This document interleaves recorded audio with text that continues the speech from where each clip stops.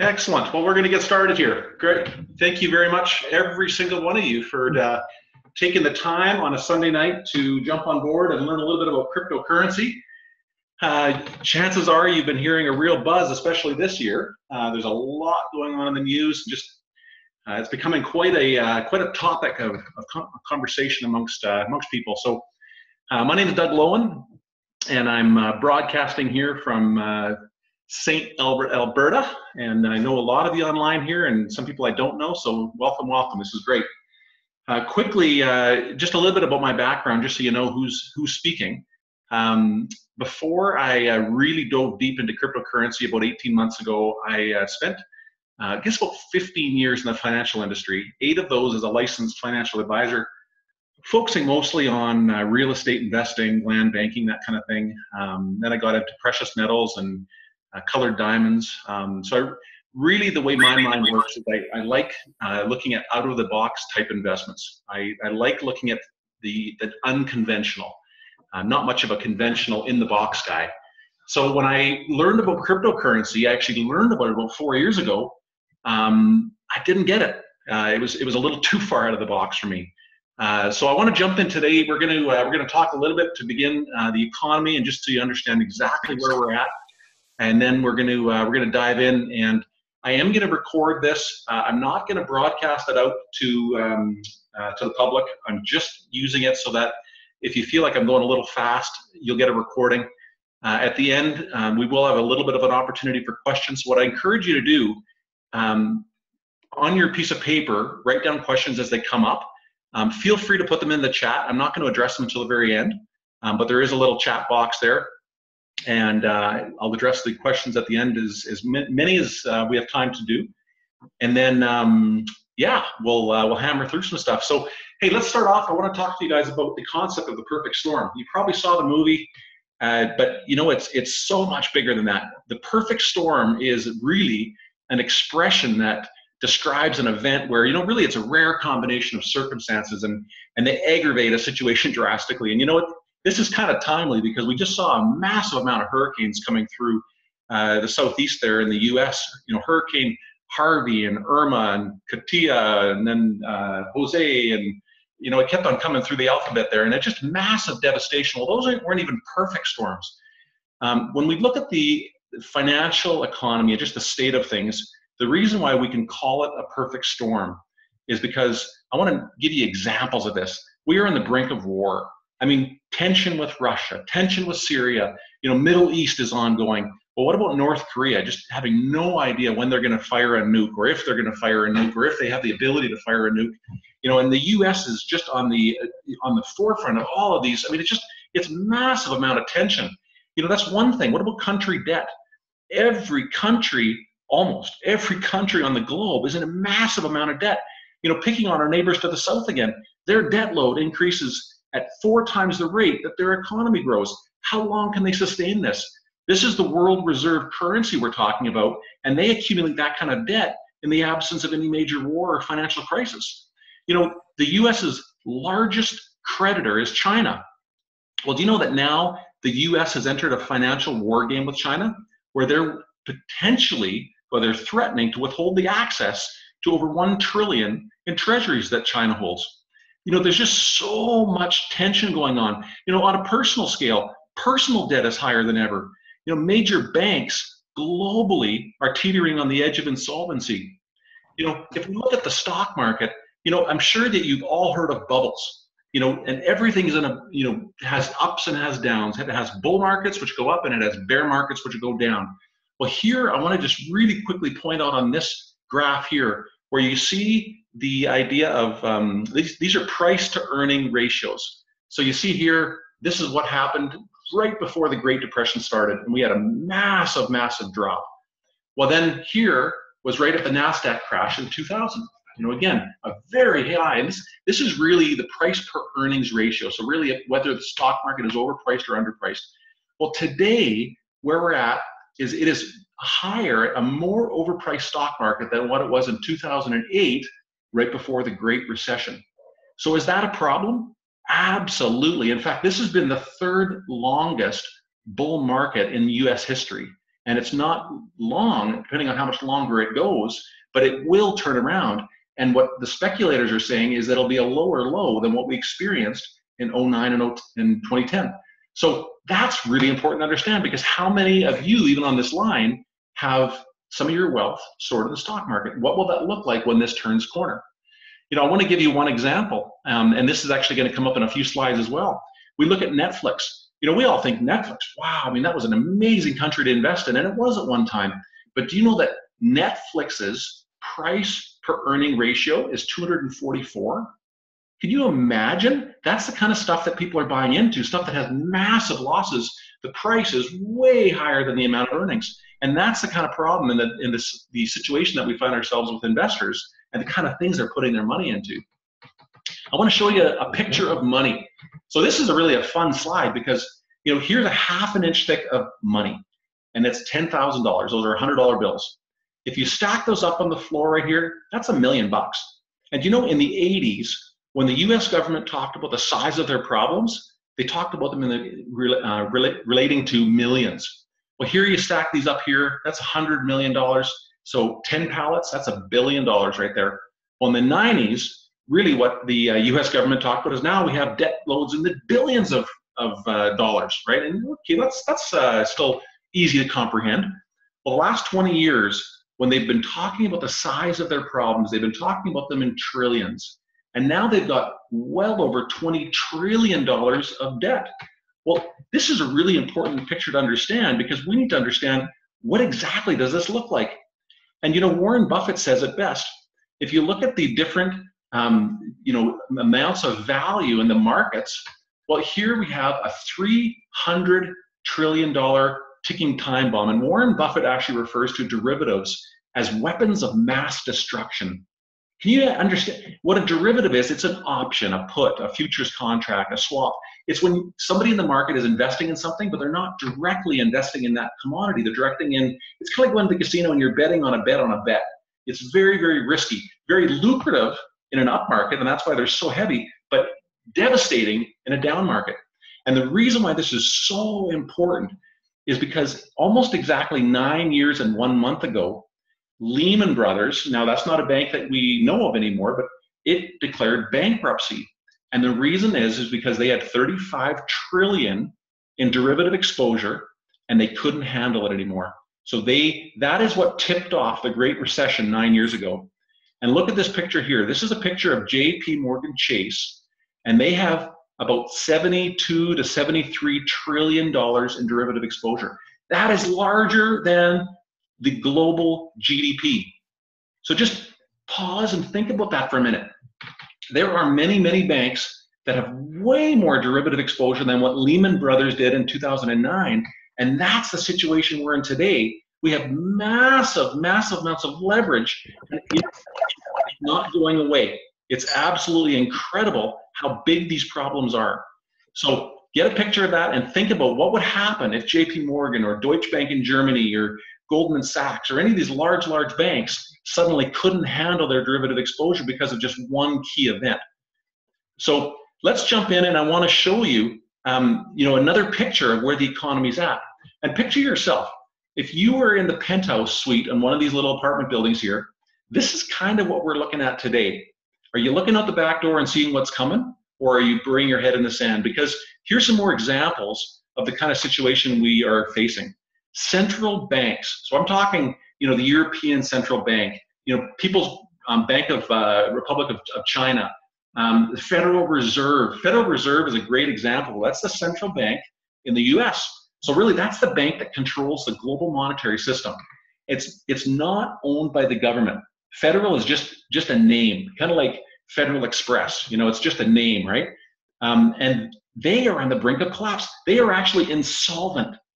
That's not something the news likes to report, but the federal bank is actually considered insolvent. You know, there's currency wars and the manipulation to unprecedented proportions of countries that are cheapening their currency to increase their exports. There's political tension at all-time highs. You know, there's just so much going on. The dollar, do you know that when the dollar in the US came out in 1913, it's now lost about 98% of its purchasing power. That's called a collapsing dollar. That is massive inflation. The time will come where the dollar collapsed. What they've been doing the last 8 years is they've been doing print, print, print, print, print, print. They've been quantitative easing, they love to call it, because it doesn't sound dangerous, but it devastates the future generations because of inflation. So here's what I want to tell you right now is there is a disruption coming. It's already here, but a lot of people haven't recognized it. And here's a question I want to ask. How many of the jobs that exist today will be non-existent in 5 years?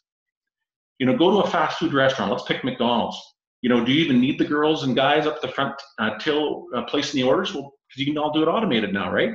You know, retail, there's e-commerce is going through the roof. That's why Sears is shutting down, Toys R Us. You know, there is a massive disruption coming. What is it going to look like in another 5 years? Self-driving cars, right? You know, will the taxi industry be around anymore? There's changes happening, and it is coming at a really, really interesting time. So during times like this, do you know that during the Great Depression is when the most millionaires were created? Because what happens is during times like this, the wealthy, they create more wealth. The poor remain poor, but the middle class are completely wiped out. And that's what's actually been happening in our society here, in Western society over the last 20 years. Slowly, the middle class are either becoming wealthier, but the majority are becoming more poor. And question I want to ask you before we jump into the real important content of today's presentation is, where do you stand? Will you be wiped out, or will you get ahead of this financial tsunami and not only survive it, but thrive in the midst of it? Because this is what's going on, and this is where it really gets good, you guys.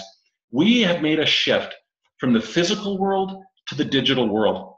It all started with email, right? Who really owns stamps and sends mail anymore? I don't know how long Canada Post is going to last, but that was a massive shift. Well, then it was in the music industry. How often do you go to HMV? Oh, hang on, I don't even know if HMV's around anymore. Well, no, we stream all of our music. We don't actually physically hold on to a cassette or a CD anymore. But what about Blockbuster? How many of you have rented a movie in Blockbuster in the last couple of years? You can't. Maybe you go to the public library and you can find a movie there, but that's about it, because everything's streamed online. We don't need to physically hold it. How about information? How many of you have phone books in your home or own an encyclopedia? You know what? Not many of us, because you can find it all on Google. I mean, Google wasn't even a word 20 years ago, and suddenly it's a massive word that everybody on the planet knows. How about our social lives? Do you know that most kids get most of their social interaction, other than at school, on their phones? Because there's a social app for that, right? It's called social media. And that is the way the world has moved. And do you know that probably almost all of us in this line have missed certain opportunities here, right? If you were Mark Cuban and you saw Netflix up front and saw the massive opportunity there, good for you. Or Google, you know, if you were one of the people that had an opportunity to get 10-cent shares in Google, you know what? Good on you. Those kind of stories really excite me, but most people haven't got that. And you know what the most cool thing is what we're going to talk about tonight is we're going to talk about the currency market. And did you know that the currency is a larger market than all of these combined?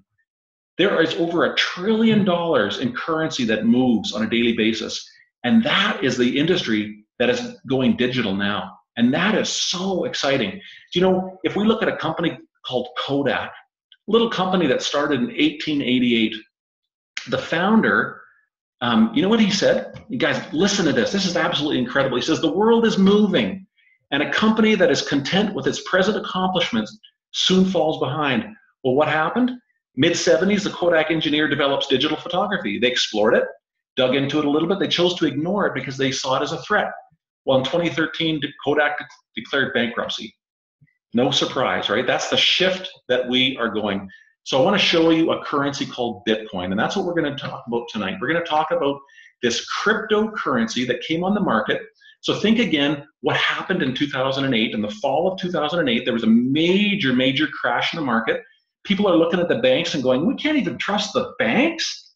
I thought the banks were the cornerstone of our economy. We can't even trust them. Our money's in them, we can't even get it out. Well, suddenly in January of 2009, a major disruption in the financial sector. And it was this grassroots, didn't come from the government, didn't come from the banks. This cryptocurrency came on the scene, and very few knew about it. It was just a couple pennies. A lot of people didn't take it serious. But look at where the price of it has gone since January 2009. I mean, we're coming up on a currency that's not even 9 years old. And did you know that's over a 7 million% increase in value? I mean, can you even fathom that? See, if you were looking at this as a stock and you're looking at going, oh my gosh, and by the way, these are US numbers, okay, so it's about 7,400 Canadian. You might be looking at this as if it was a stock and going, oh, you know, I missed the boat on that one. And you know, you probably did. But did you know that what the forecasters are calling for is they're calling Bitcoin to be 10,000 in the next 3 to 6 months? They're forecasting it to be, you know, 100, even a couple 100,000 in the next 3, 4, 5, 6 years. So did you miss the boat? No. You know what? None of us have missed the boat. So in order to really benefit from the numbers and the information I'm going to share you tonight, I need you to pause for 1 second here, and I need you to turn something off in your brain, and it's called the too good to be true mentality. Okay, you know what, guys, I don't subscribe to that mentality. Too good to be true, then it's not. Well, you know what? Yes, that is sometimes the case, but you look at these numbers here, and if you were somebody buying it at 2 cents and saying it was going to be $7,000 in 8 years, oh, that's too good to be true. You would have just missed a massive opportunity. And the numbers I'm going to share with you tonight, if you don't turn off the too good to be true mentality, you're going to miss an even bigger opportunity than what you see on your screen here. And I don't want you to have the regrets, because that is what I'm so passionate about getting people to understand. So look at how this market has grown. So what you see here, this is the market cap, okay? So that's the overall value in all cryptocurrencies. So you can see here 1.5 billion, 7.1, oh, it actually took a dive, interesting. Well, now look at where it is today. It's almost $200 billion market cap. This is the number of cryptocurrencies. And you know what's interesting is this is actually way out of date already. There's over 1,200 different cryptocurrencies. So this market has grown in such an exponential way, and you know, the way it is heading, there is no signs that it's slowing down. In fact, that's why I've been running so hard this year, because I felt like I came to the game late, and I want to make sure everybody who knows Doug cannot say at some point, you never told me about cryptocurrency. I'm making it my mission that everybody, if they don't choose not to listen, that's okay. But everybody needs to hear about cryptocurrency, because it is going to change the wealth cycle for everybody who steps into the game. So I want to ask you, what is your financial story? Were you somebody, or are you somebody who's investing in mutual fund? Now, I probably should have edited that out. Hey, mutual fund crap, isn't that funny? That might have really be telling you how I feel. 96%, this is a study, and actually I got this from Tony Robbins, but it was actually research that was done. 96% of mutual funds don't do better than the market. Okay, so if you understand what a mutual fund is, it's somebody who's managing a fund, a grouping of stocks. They put all these stocks together, and you pay somebody, maybe it's 2.5%, and you pay them to manage it. Well, 96% of the time, it would have been better for you just to invest directly in the S&P 500 and not pay those fees. Because look what happens. Over the last 15 years, the market gave a 10.28% return. Your mutual funds were a 3.66% return. So how many of you is part of your financial story saying, well, I invest in mutual funds because that's what my advisor told me to do? Well, I'll tell you, and I have lots of friends who are mutual fund advisors, and I like most of them, but mutual fund guys are paid really good trailers to sell mutual funds. Now, that is one of the worst investments you can make. Okay, so if part of your financial story, if this is it right here, you need to probably do a little bit of adjusting, especially when you take into account the second slide I showed you tonight with where the stock market's at. But in saying that, is cryptocurrency part of your story? Because the kind of returns we're going to talk about tonight will blow your mind. I'm going to just give you real hard and fast numbers, but I want to show you a little simple principle, and it's called the rule of 72. So if you take the number 72 and you go 72 divided by 10, that's about 7, well, it'll be about 7. So that means that your money's going to double every 7 years if you put it in the market. Here, your money's going to double every 20 years. That's quite a difference. Well, the kind of numbers that we're going to talk about here, we're talking about doubling every year or better. So buckle up, you guys. This is crazy, crazy information, because part of your financial story, if you are thinking about what kind of nest egg do I need to be able to at some point retire. And retirement is really changing what it looks like today. But most of the time, what I define retirement as is I can do what I want, whenever I want, with whom I want. That's retirement. I might still be doing this, and that's okay because I love it. But if you need the nest egg, you need 15 to 20 times what your annual income is right now in order to be able to retire.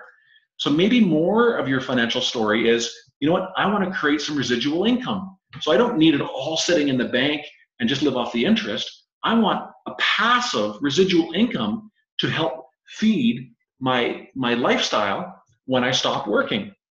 So I want to tell you guys, why am I doing this? Why am I spending the time? And like, I really see myself as, I'm a crypto evangelist. I mean, I consider this the incredible news that I just love to share with people. Well, I want to tell you really quickly here, I've missed some massive opportunity in my lifetime, and it really makes me sick because I do look back quite a bit in the rearview mirror, and it's not a good thing sometimes. But I first was told about Bitcoin in June of 2013 when it was around 150 bucks. I flirted a little bit with it. I bought a bit. I lost the wallet because I didn't take it serious. Just to give you an idea, $1,000 then would be worth about $47,000 today. So that's kind of painful, hey? There's another cryptocurrency, and we're going to talk about it a bit tonight. It's called Ethereum, and it's really the second largest market cap of Bitcoin, or of cryptocurrency. And I heard about it in January 2016 when it was $2. Well, today it's about $350, and actually that's a US number. So my $1,000, if I would have done something with it when I was told to, would be worth about $200,000 today. So at that point, I was too lazy to look into it, and I was too distracted with my other businesses. My head was in the sand. I said, no, you know what, I'm focused on this stuff, it's working for me. So my mission is to point as many of my friends down the crypto world and to do it fast, because time is not on our side right now. So I want to go through some terminology with you so you really can understand some of the words we're going to be talking about. And this is where I talk about, you know, going fast, because I really want everybody to be able to, you know, replay the certain parts that, you know, like, what was he talking about? Okay, so a wallet. Gosh, you guys, I remember when I heard about cryptocurrency, I just couldn't figure out a wallet. I don't get it. This is a bank account for your cryptocurrency. It can be on your phone, it can be on your computer, it can be on your tablet. That's it. It's a bank account. There's no fees for it. Okay, so that makes it way better than a bank account. And you can have what's called a cold wallet. Now, what a cold wallet is, that's an offline device. So basically what I have, and I'll talk about this right at the end, is you can store your cryptocurrency kind of like on a USB stick, and you can put it somewhere safe, and it's not even online. A hot wallet is basically one that is online, okay? And this is the one that I recommend to people. It's the oldest and one of the biggest and one of the most secure. It's called blockchain.info. Okay, so the address. When you get a wallet, you're going to get a sequence of characters, numbers, and letters, and it's 27 to 34 characters. So it's not something you're going to memorize, but that is what you copy and paste and you send to people to receive money. So think of an email money transfer where you send your email address. Well, here you send your receiving address, and basically that's your sequence of characters to receive Bitcoin from people. Simple. Okay, so an exchange. What is an exchange? So an exchange is a platform where you can either exchange fiat money. Now, I haven't talked about this. Fiat money is that paper stuff we carry in our wallet. It's currency. But we can either go to a platform and then exchange fiat money for crypto, or there's lots and lots of exchanges where you can just go crypto to crypto. So you can change Bitcoin for Ethereum and that sort of thing. Now, if it's a platform that involves fiat currency, so maybe it's the US dollar, maybe it's the Canadian dollar, there's going to be some KYC procedures, know your client, because that's something that these cryptocurrency exchanges have to be very careful with when it comes to regulations. So that's what you're going to have to do possibly to get started, or we'll talk about some other options to get started as well, is how to get into cryptocurrency and take that first step. And this is one trading platform that I use that's really, really good. I've got a list of suggested cryptocurrencies, and it's called Poloniex. And again, there's no fees to open an account and very small fees to trade. So blockchain, don't confuse this with the name of the wallet, okay? The blockchain is the ledger. It's the database that records every single transaction. And that's what allows cryptocurrency transactions to go from person to person without a middleman, right? Okay, think of the middleman as the bank. The middleman is Western Union, right? They take a chunk because they're the ones facilitating the buy and sell. Well, here, there's miners, okay? So miners manage this blockchain. Everybody has access to it. You can go look at the blockchain and see all the transactions happening. It's basically a massive, massive database, and cryptocurrencies have these blockchains. Now think of this, and this is something, a quick segue. Blockchain technology was first seen when Bitcoin came out, because that's what was managing the Bitcoin.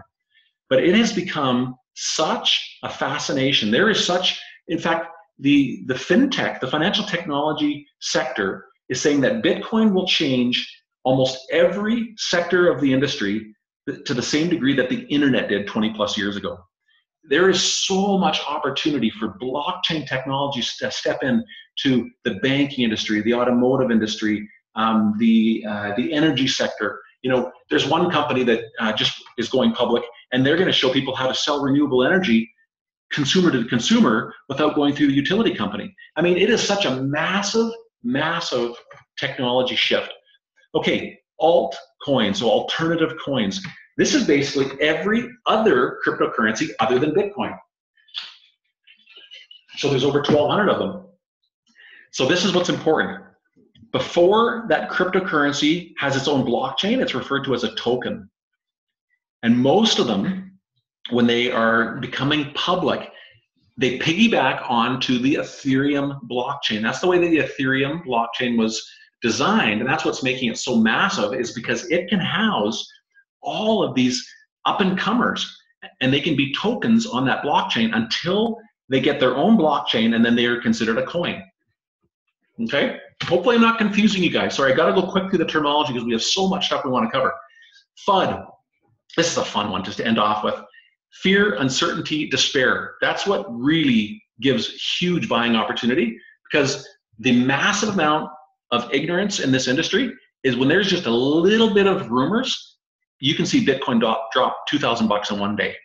And what I want to get you guys to a point of is you see those buying opportunities, and that's where there's some serious money to be made, when there's FUD. All right. So, oh yeah, and one thing I want to let you guys know, if you ever talk to anybody and say, hey, do you want any Bitcoin? They go, oh boy, I hear that's the illegal money. Do you guys know where that crap is coming from?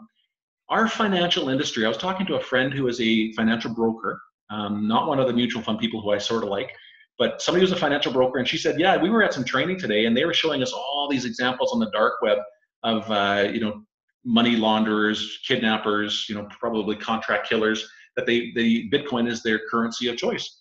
And that's what they're teaching them. And you know what? Yeah, they use Bitcoin. Before Bitcoin, they used cash. So was cash illegal? Well, no. You know what?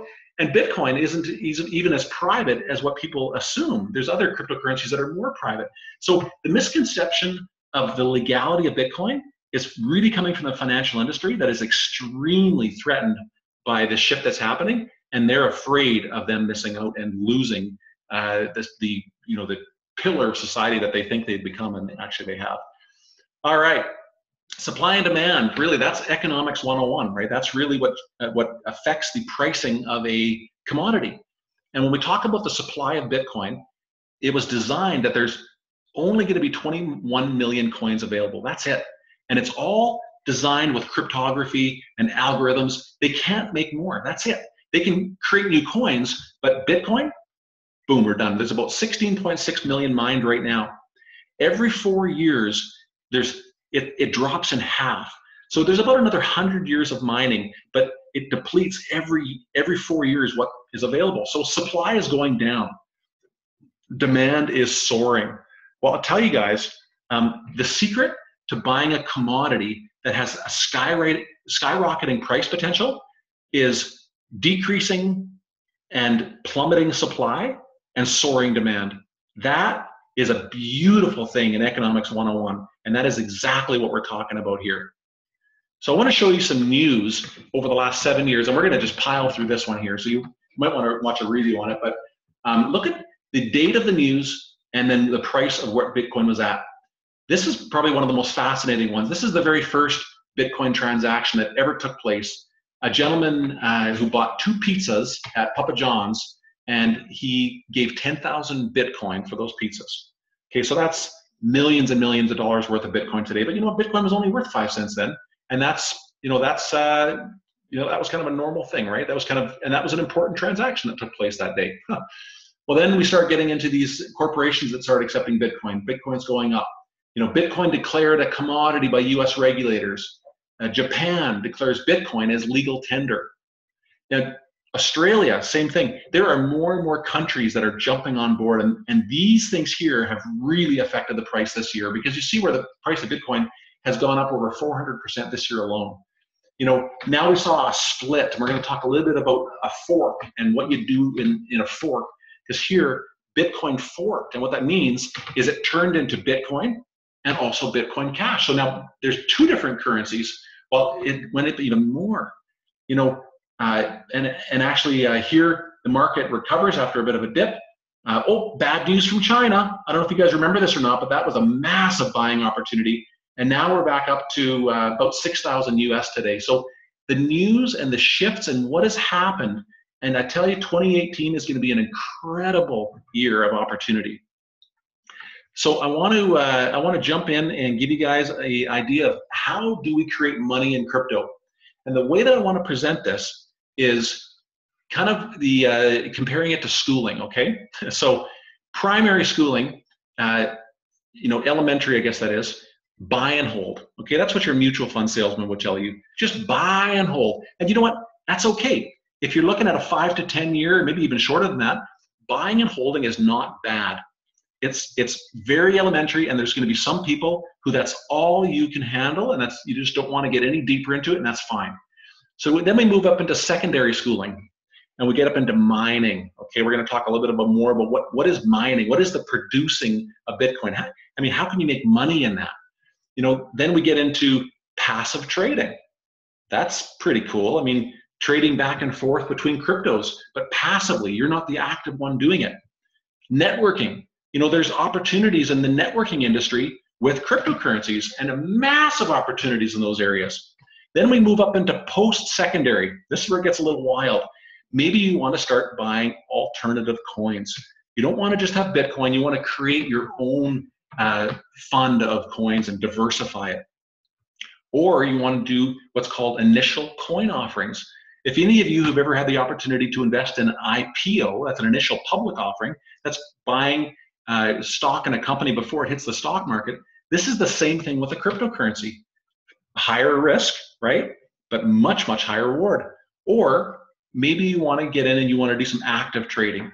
Maybe you want to start getting some coaching and receiving some trading tips and really start, because that's actually where the most lucrative opportunities that we're going to talk about tonight. So what I need you all to do is write down my email address. I don't think I actually have it on another screen, so make sure you write down my email address, doug@freedompsplanningstrategies.ca, because at the end, I'm not going to be following up with anybody. I don't have time to do that, but I have made time this week for anybody who wants to take a step forward. You need to email me what it is that you want to do, and then I'm going to give you the steps necessary to get your crypto career kicked off strong, because I had to figure it out all on my own, and that took me a long, long time, and I want to get you guys started much quicker because we don't have time to spare. Okay, so make sure you write my email address down. We're going to go through now these different ways of creating revenue, creating some significant wealth in cryptocurrency. So hope you have all that down there. I can give it at the end again if necessary. And we're going to dive in. And first of all, I want to talk to you about buy and hold. So I want to introduce you to Peter Saddington. I don't know Peter, but Peter's a fellow in the US. Peter read about Bitcoin in 2011. He researched it for about a month, and then he started to buy in. And he started to buy in when it was $2.52. So Peter, I don't know how much Bitcoin exactly Peter bought, but earlier this year, he decided it was time to reward himself. Bitcoin had soared up past 4,000, 5,000 per coin. He thought, wow, I've done well. Talked to his wife, and his wife said, buying a Lambo was a little bit pretentious. He said, honey, I deserve it. That Lambo cost him $115. So that was a 6-year range there. So if we look forward 6 years, Bitcoin today is 7,400, let's call it Canadian. What is it going to be? Is it going to be 100,000, 150,000, 200,000? Well, do you know what? If all that you want to do is buy some Bitcoin, put it in your wallet, you can buy it through an ATM if you want. You can just go to West Edmonton Mall or on White Ave and put in some fiat currency, and you got to download the wallet first, or you can go to an exchange. You can set up all the KYC information and everything like that, and you can go that route. You can go to websites where you can, I can't even remember what they're called right now, but you can buy Bitcoin from people on websites, but you got to send them the money, and there's hopefully that you don't get screwed. That's exactly why I set myself up as a Bitcoin agent about 6 months ago, because I thought this is a way that I can help my friends and family and contacts get started in Bitcoin, is they don't have to worry about sending money to a stranger. So what I've done for literally, I don't even know, probably over 100 or 150 people, is they've e-transferred me money, and I've sent them Bitcoin already in a wallet. So all you need to do is, whether it's a bank wire or an e-transfer, however, I mean, I've even picked up cash in parking lots. It's crazy. It's so cool. And then you store it in your wallet, and then go back to your job, wait 3 to 5 years, and you know what? You'll be thankful you did. So that's elementary school, okay? That's as easy as it is if all you want to do is buy and hold. So now let's jump into mining. Now this is cool, because the way that Bitcoin is produced, as I mentioned before, is it's miners. Miners are confirming transactions, and the algorithms are getting solved, and it's basically, it's called hash speed. I won't get any more technical than that. But if you wanted to go and buy a processor and a bunch of equipment, it's going to cost you about $6,000 to $7,000 bucks. The power bill is going to be anywhere between $75 to $100 bucks a month. You could mine your own Bitcoin, but most people don't want to do that. I mean, I don't even want to do that. So what a lot of people do is they join pools of miners, where a company has a room full of processors like you see here, and all you're doing is you're buying a contract. So you can literally buy a contract. The ones that I have access to are 1,000-day contracts, and every single day I get Bitcoin. I do nothing. Do you get that? I do absolutely nothing. And so you get your Bitcoin, order a contract, pay for it from your wallet, and then sit back and enjoy the next 1,000 days. That's pretty cool, right? That's a completely residual, passive way to create income. And I'll tell you, I'm making, now it depends on where the price of Bitcoin goes, but I'm making anywhere between 8 to 12% a month. So where are you getting that? I mean, that would be considered a good annual return if you're talking to your mutual fund salesperson. So mining is super cool. Everybody should have a mining contract. You can get them for as little as $100 bucks. You can spend thousands of dollars. So that is secondary school. But there's a couple of other things that I would consider kind of right in the middle in secondary school. And I want to go through, I'm going to spend a little bit more time here on trading. Okay, so I'm going to talk about another buy and hold strategy. Now, I put MF beside that. I'm going to use this term just one more time, and I'm hopefully never going to say it again tonight. It's like a mutual fund, okay? But I'm going to call it a crypto fund. So if you want to build your own crypto fund, I can send you a list of suggested cryptos that I have done. Guys, I have done literally probably 12 months of research, and I spend probably 15 to 20 hours a week, and I've paid many, many different subscriptions, and I've actually put thousands and thousands of dollars into paid subscriptions as well. And I've really gotten to a place where with confidence I can get through all that, and I can give you guys, here's a list of 12 different cryptos. Here's some buy points of where you want to get them in at, and you can build your own crypto fund. And again, that's kind of a medium to long hold where not a lot to it. You just get it and then keep an eye on it, watch it, have the app on your phone and see where the value of it's going. That's kind of fun, right? I mean, it's one step better than just having Bitcoin, because now you've diversified it into a few different ones. So I want to give you guys an example. Okay, you might even want to write this down, because some of the numbers I'm going to share, seeing them on paper, and I didn't get them on the screen, but seeing them on paper, you'll just, oh my gosh, you guys. So here's an example. If you would have bought Dash, okay, so Dash is another coin, and this is going back a couple of years, but if you would have put $100 into Dash, No, we didn't lose connectivity. I just wanted to pause there because the next statement is, again, turn off that too good to be true mentality. It's not going to work here. Otherwise, you're going to miss an opportunity. $100, you would have become a millionaire in 7 days.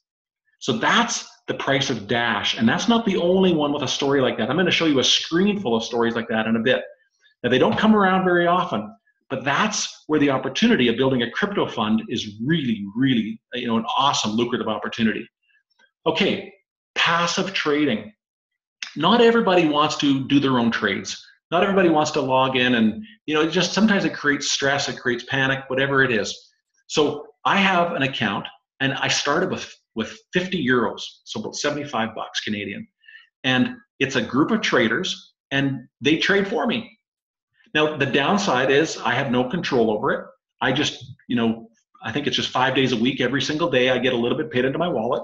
But this is ideal for somebody who wants to invest zero time. So there's people putting thousands of dollars, and they're basically having somebody do their trading. Now, this again is kind of right around, probably around that 10% a month that I make on it. And again, it depends on the price of Bitcoin. But again, between my mining and that, a little bit of diversification, and you know what? I'm pretty happy with that. Keep going at that rate, and I'll be doing okay. So that's passive trading, right? That's kind of another area here that there's massive opportunity. Now, active trading with a coach. This one here gets a little bit nutty. So there are people out there who, and guys, this isn't me, okay? I am not the expert trader. I am following the experts, and I'm being mentored by some of these experts. In fact, one of them is a part of it's a very exclusive group. They refer to themselves as the 1%ers, but they are the smartest group behind cryptos today. They are a lot of the ones who are launching cryptos, a lot of the ones that are really behind the scenes and really, really know when to get in and when to get out. So I'm being mentored by one of those guys. And what I'm putting together here is where we can actually have the buy and sell signals of when to execute in order to maximize massive profits without needing to become expert traders ourselves. So how would you like to have a home run? I mean, have you ever had a 10 bagger, where you've seen something that you've invested in increase 10 times, tenfold? Well, in the crypto space, if you've been in it long enough, most people experience that. Or 100 bagger. I mean, like the kind of numbers, you guys, could you imagine putting in $1 and it's worth $100? Or putting in $100 and those are the kind of opportunities that we're looking at here. And we've got the people that can show us how to get there. So that is where the opportunity is on the trading space. There's several different ways that you can attack it. Now let's talk quickly about ICOs. Again, initial coin offerings. Now I call this the new gold rush. This is like the wild, wild west. You guys remember stories about people going to California, staking their land, and it was crazy talk. Well, crypto is so hot, it has become more effective in raising capital than venture capital raising. Look at this graph right here, and it shows you, this is representing angel and VC funding, or venture capital funding. And slowly this year, ICO fundraising has soared past it. That is how hot this is. At the same time, there's opportunity to get burnt. But I want to share some stats with you. So there was one cryptocurrency called Stratus. It had 151,000% return in 3 months. So in March, this last March, if I would have told you, listen, put $100 into Stratus, don't ask any questions, $100. You've done stupid things with money, $100 and do it. It would have been worth $151,000 in June. Okay, I didn't know about that one. I missed the boat on that one. Spectre Coin, 18,707% return in 8 months. Went from 1 cent to 80 cents. Not too shabby. So 80% of ICOs do at least double the money. Okay, so there's 20% that do less or are losers even, right? The average token, now picture this, the average token gets a 28 times return. Did you hear what I just said? The average ICO token gives a 28 times return. So this is a huge market. But here's what we need to watch out for. Okay, so when I say the shysters, there's two shysters to watch out for. One is the pump and dump, and these are ICOs that they have no business plan. They're just looking for a way to steal cryptocurrency from the public. And if you don't know what you're doing, you could get taken for it. And there's been millions of dollars raised this year, and it's gone. And because you send it to a wallet, there's no way of tracking it, and it's a great way to scam people. So that's the first shyster that you have to watch out for. The second one is the regulators. In our country, we have a Securities Commission, and the Securities Commission, the goal of the Securities Commission is to protect the public from the shysters. But what's happening now is this regulators are coming in and they're giving a closer eye to this crypto space. Today, it is still a legal gray area, but since this graph here, it's getting a lot of attention. Any misguided regulation at some point could really disrupt this crypto boom. So that's another shyster. We need to be just cautious and aware of what's going on. You know, in the US, they're really tightening up on things. So there's some ICOs that aren't even open to US residents anymore. China, same thing, right? Canada still, it's open, but that could change. So I want to tell you a quick story about, before that, the two things that you want to look at. If you're not a huge detail person, but you want to at least do some research or due diligence, look at their white paper. Okay, so that's going to be the paper that goes through all of the information, and look to see who the management team is and what kind of projects they've been involved with in the past. What has been some of their successes in the past? Those are two key things you need to look at before jumping in on an ICO. And don't just do ones you see advertised on Facebook, okay? Because there's lots of them being advertised on Facebook, and as soon as you start showing an interest in crypto, you will be a target for ICOs like crazy. So my first ICO, July of 2016, I jumped in on an Asian-based cryptocurrency. It was the first ICO I'd ever done. And today there's over 3.2 million holders of their token. They've raised over $3 billion. It's the largest ICO to date. And do you know what? I think it's going to be public next year. So this is actually a very, very long-term process for this one to go public. It's not even in North America, just Asia. And it's not even, I haven't even looked at it for quite a while. But you know what? I'm going to make a lot of money in that ICO. So that's the first ICO I ever got involved with, and it was just a great learning opportunity for me. So I want to show you guys something that's even better than an ICO. Because as I mentioned, there is a lot of risk with ICOs. And the risk is that either they're shysters or they just don't have a good enough management team to get their concept to market. So I want to show you something here. It's called the Crypto J Curve. This is where I invested in the ICO that I was just telling you about. Okay, I bought it right here. Actually, I probably bought it right here. They haven't reached their peak in their ICO yet, but this is where all of the hype is. Okay, that's when the speculators are getting in, looking to make a quick buck, the profit takers. The token really has no value yet, but now the enthusiasm starts fading. The product launch is a long ways off. The media has moved on to something else. Speculators have cashed out, right? They were just looking for a quick buck. Developers are working hard at building, but it drops in value, poof. And then it rides along and it just kind of goes like this. Maybe it's for a month, maybe it's for a couple of months, maybe it's for a year, right? We don't know. But something happens. Maybe it's when they come to market and they're public. They develop their own blockchain, whatever it is. But then the rocket just shoots up to the sky. Now this doesn't happen with everyone, right? Some of them just go boom and they fall. But where I'm looking at getting now, even more than doing any more ICOs, I've done about 5 now, and I'm going to share you about my second one right away. But I'm going to be starting to focus on more J-curve, buying in at stage 2, because this group that I'm being mentored by, they have a list of cryptos, and I'm going to give you a real cool freebie tip tonight, but where you can buy in this stage here, and why exactly, what's gone on here, the story behind it, what's going to trigger this, and the risk is so much lower than buying here, and the cost is not that much higher. So this is exactly when you want to get in. You can do ICOs, it's fine, but this is way lower risk with almost as much reward. So my second ICO is one that I bought in right here. And I bought in February of this year. I bought in at 3.5 cents. Okay, I'm not going to give you any names here. I want to stay very generic with the information, but I bought in at 3.5 cents. Well, what happened is they went public in April. The price hit 50 cents. Well, do you know what happened?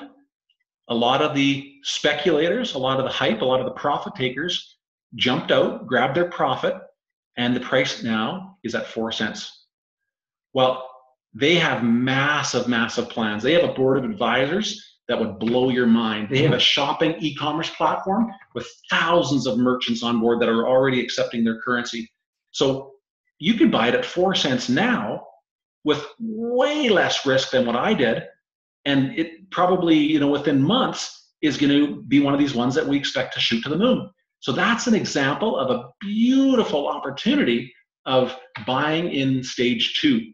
Now with that one, if what I just shared there, if that triggers some excitement for you and you go, oh, I like that, they have a promo on. And what you're going to get a lot with these early stage tokens is they have promotions every once in a while just to kind of get the buzz going. Well, these guys have a promotion, and it's actually over on Tuesday. And I think there's still time to do it, but it's actually where you can get an extra 50% in tokens. So, or in coins, sorry, because this one's already launched and it's already got its own blockchain. So it's actually coins now. So it's already liquid. So that's a really cool one. And that was my second ICO. And I've done 3 other ones that none of them are public yet. And at the end, I'll share with you, actually it's in the next slide. Oh, this is awesome. Okay, so this is one I'm going to share you the name of. And I want to show this to you so you understand kind of how this J-curve works, okay? This one is called EOS. So this is an example, exactly what I was talking about. So this is going to be a medium to long-term hold. What happened is in July, this coin at its peak hit $5. Well, all the speculators and profit takers jumped out. This one, you know, lots of work going on behind the scenes. In fact, I'll send you, if you're interested, I'll send you an interview with the developer and what they've got going on. But now it's dropped back down to about 56 cents. And in the next few months, this one is going to soar. This one is going, they have massive, massive infrastructure and crazy stuff going on. But getting in there was a lot more risk because we didn't know all that. So now, a few months down the road, we see what they're working on and we're buying it almost at the same price. So there is a J curve where we're going to see that hockey stick of the J going up here. Now, it may not be for 3, 4, 5, 6 months, but the risk is way lower and it's a massive, massive opportunity. So there's my freebie for the evening. That's just a beautiful, beautiful opportunity, the kind of stuff that we're looking at. So I want to show you guys numbers. This is one of the ones that you got to get rid of the too good to be true, because you can't look at these kind of numbers and not think like, okay, that's not even possible. Well, guys, these are historical returns. Now, you look at those numbers, you think those are incredible. Okay, are you sitting down? Because those are 7-day returns. In all of these examples, that's the return that it received in 7 days. So that means on average, a $150 investment would have turned into $17,000. Like, that's just ridiculous. That's the kind of stuff that is so, so hard to comprehend. So think of Bitcoin at $500,000. That's about 100 times your money. That is even child's play compared to some of the gains that we've already seen in other cryptos and what we're going to continue to see in the future.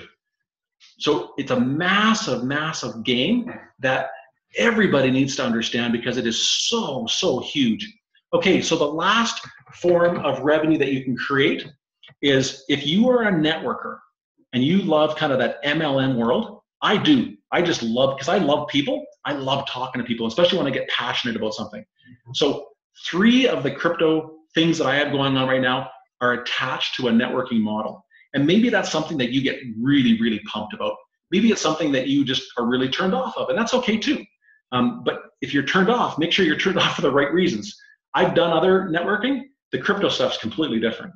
But I'm not going to get in and do any kind of pitch here. That's not what we came to the show to do tonight. But the cool thing about this is those networking companies have such a massive opportunity that even if you don't take place in the compensation plan, they've got incredible, whether it's a crypto or a trading fund or a mining fund, they've got massive, massive opportunities. So that's another way that you can create another stream of residual income if you see something there that you get really excited about, and you want to be a bit of a crypto evangelist, because there is a massive opportunity to be the expert to your uninformed friends and friendship circles that haven't heard about cryptocurrency yet. So I want to talk to you a little bit about security. So I'm going to go through this one fast, and again, you'll have the recording. But these are tips that are really, really important, because if you get into this ignorantly and you don't know what you're doing, you could lose the 5,000, 10,000, 20,000 of fiat currency that you put in because you did something stupid. And the only person to blame is yourself. But guys, I've lost stuff from being stupid because nobody was there to hold my hand. I'll hold your hand a little bit. But this is the first thing. Turn two-factor authentication on everything. Okay, so Google Authenticator is an app you want to have on your phone, and you want to basically have that so that it's a second set of your logging in step. Don't store your passwords on the cloud, Dropbox or whatever it is. Just don't do it. Store it on your hard drive. Don't use the same password for every site, crypto site you're on. The length of the password is more important than complexity. You know, some people start getting with all these little digits and the and symbol, the dollar symbol, and start getting really, so it's even hard to remember. Well, length is better. And guys, this website here is a killer. It's awesome. You can go type in, don't type in your exact password, okay? But type in something that will be close to it, and it'll tell you how long it takes a hacker to break in. I did mine, and it was 6 months. That was cool. I did my wife's, and it was 9 minutes. Okay, I got some talking to do with her. So that's a really good site. But again, I stressed you, don't put your real password in there, just something that's close to it. Double check your URL. Double check the website you're going to go to. Don't click on random links, because a massive scam going on out there is it's called phishing. Somebody creates a duplicate site, they change it by one letter, and when you go in there and log in, they steal your information. And that's the same thing when you click on advertisements. So don't do it, you guys. Bookmark your site, and that's the only way that you go there is from your bookmark, okay? Then you're going to be safe. Get a hardware or a cold wallet, as I said. As soon as you start accumulating more crypto, you're going to want to start storing some of it offline, okay? It just puts you one more level from the shysters. And then the last thing is get a separate laptop. Now, I would do things in this order, okay? So you don't need to get your separate laptop tomorrow. Don't worry. I mean, wait till you're really digging in, but start with this one for sure. Do this, super smart. These things, super smart. Cold wallet and separate laptop, they can come in the next few weeks, next few months, that's okay. But these are some suggestions just to really secure what you've got. So a couple extra tips before we wrap up. I talked about a fork. And a fork is when a coin splits into two coins. And it's because the miners have a disagreement on how the coin is working. So we saw a fork in Bitcoin on August 1st. There's another fork coming up, and this one is creating a lot of confusion out there. So the one thing I would say, though, is don't store your cryptocurrency on an exchange. This fork is happening on October 25th, so it's actually this week. So probably not a concern, but there's some Bitcoin enthusiasts already online who maybe do have your coins on exchange. Store them in a wallet to be safer. The other thing is you want to start probably diversifying out of Bitcoin into some of the altcoins, possibly even before the fork, just because there's uncertainty of where the price of Bitcoin is going to go, and that's one way of protecting the uncertainty coming up near the end of this week with that fork. If you're completely overwhelmed at this point, you may even want to wait until mid to late November before you really jump in heavy, and that's okay. You're going to probably miss a massive opportunity, but it's not worth causing sleepless nights because of the uncertainty of this fork. I can give direction to people. In fact, I've reserved almost my whole day tomorrow and Tuesday because I'm anticipating needing to spend a lot of time with people to really get started. But again, I'm not going to push anybody. People have got to really have drive in order to take advantage of the fork and what's coming up. Allocations, you want to keep, other than the fork, you want to keep somewhere between 30 to 70% of your crypto balance in Bitcoin. Bitcoin is the grand poobah. Depending on the amount of money you're putting in and your level of knowledge will determine on how much you do. But you somewhere between 30 to 70% is a good range of how much you're going to hold in Bitcoin. So what I mean here is I guarantee that 95 to 99.9% of your circle of influence don't know about cryptocurrency. You have a massive opportunity to be their expert. Now, to be their expert doesn't mean you need to have studied it for 18 months like myself. You just need to know a little bit more than them. But if you can become the expert and the influencer to others in your circle, you have a massive, massive opportunity to create residual income in the cryptocurrency world. And that's really why I want to stretch people, because we just need to get people understanding and taking this massive step forward. Look at what the last decade has looked like. Now, everybody here has invested in something, whether it's stock market, equities, bonds, gold, real estate, whatever. Where would you, if you could back up the clock 5 years, where would you like to have seen your money? Look at this. And you know what? We're going to keep seeing that kind of trend moving forward. So it's so important that we understand what we've got in our hands right now. Because where we're at right now in the economy, this is called the stages of an economy. And this is the buildup right here. And this is what we've been experiencing since 2010, a very, very long bull market. And you know what? We are a day, a week, a month, a couple months, I don't know, away from a point where we're going to see a crash. And this crash, I believe, will be very, very hard. I've studied the global economy since 2009 now, and I believe this will be a 1 to 4 year crash. If we are prepared today, and what I mean by prepared is we need to have some things liquid. Whether it's cash, gold is smart, crypto is brilliant, but to have some of that liquid right now not only makes this time much more palatable for our families, but when you have the opportunity to buy assets at 10 cents on the dollar right here, that is going to make these years of cash flow absolutely incredible, through the roof. When I was in Phoenix from 2009 to 2011, and I was taking groups of investors, and we were buying real estate down there for 25 cents on the dollar, we're going to see, I believe, better deals than that. So that is what I'm trying to encourage as many people to get set up with as possible. All right, so the last slide I want to show you is what I've put together. Now, I put a lot of thought into this because I've been helping a lot of people out in crypto, and I'm just thinking, okay, with the time I've put in and with the sources I've got, what can I do to really help people move forward and give them as much as what I've got in a really systematic way. So I'm going to walk through with you what I've put together, and there's 3 different options. So the first decision you need to make, and I'm going to push each of you, you need to make a decision. Make it in the next 24 hours. And the first decision is, are you going to do anything with the information you've learned tonight?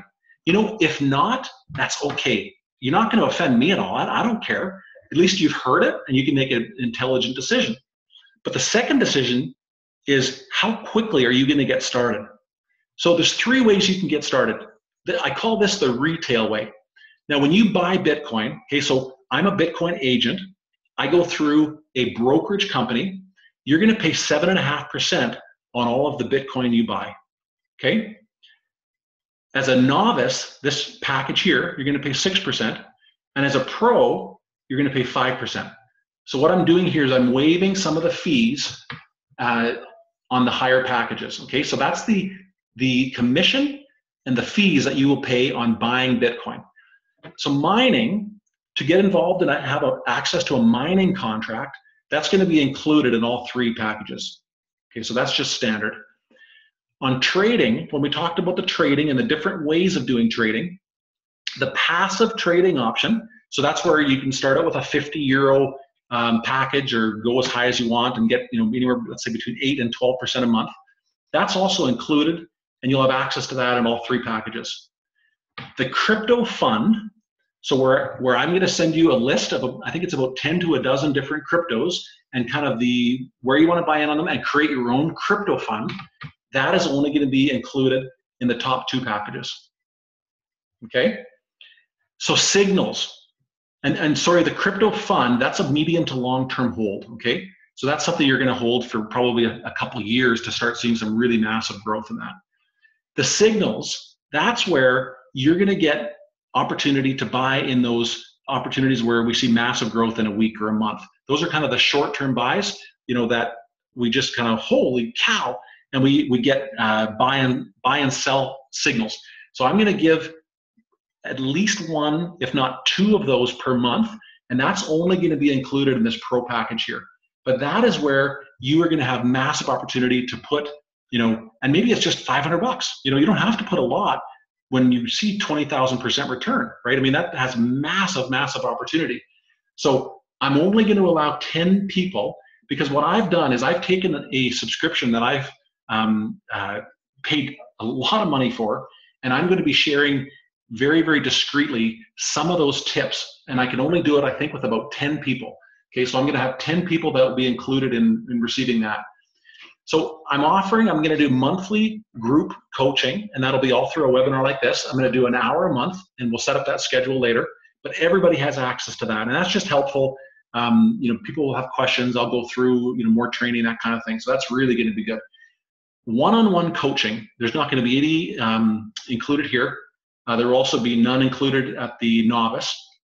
For the pro, what I'm doing is I'm going to include an hour in the first month of just setup and questions, one-on-one, kind of going through in a webinar or a web conference just with two of us, going through, making sure everything's set up for you and everything like that.